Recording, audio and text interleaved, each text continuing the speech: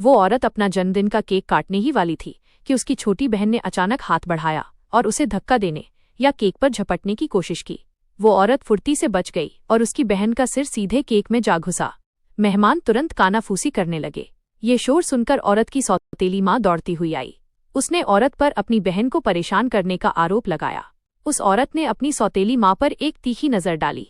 उसी समय औरत की दादी वहां आईं और उन्होंने बहन को कपड़े बदलने के लिए अंदर जाने को कहा।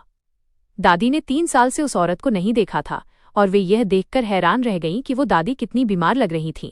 दादी ने बताया कि मेडिकल चेकअप से पता चला है कि उनकी हालत गंभीर है।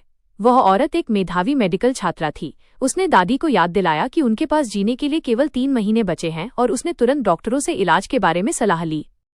दादी ये देखकर बहुत खुश थीं कि वो औरत पहले से ही उनके इलाज की तैयारी कर रही थी। दादी ने उस औरत को एक उपहार दिया जो उसकी माँ छोड़ गई थी। ये देख सौतेली माँ और बहन के चेहरे का रंग उड़ गया, क्योंकि वो जेड पेंडेंट नगीना शहर के सबसे अमीर आदमी के बेटे के साथ शादी के अनुबंध कॉन्ट्रैक्ट की निशानी था।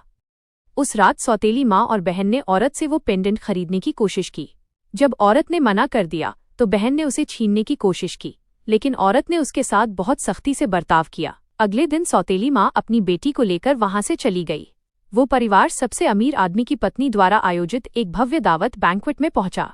इससे पहले कि मुख्य महिला कुछ कह पाती, उसकी बहन ने उद्योगपति टाइकून की पत्नी की चापलूसी करना शुरू कर दिया। अमीर महिला को लगा कि शायद यही उसके बेटे की मंगेतर है, लेकिन बहन इस बदलाव को समझ नहीं पाई और दिखावा करने के चक्कर में उसने अमीर महिला को चाय का कप देते हुए कहा कि वो उनके बेटे को बहुत समय से पसंद करती है। हालांकि उद्योगपति की पत्नी ने उसके हाथ से चाय का कप झटक दिया और उसे नाजायज संतान कहकर फटकार लगाई। असल में मुख्य महिला बड़ी बहन की मां उद्योगपति की पत्नी की सबसे अच्छी दोस्त थी।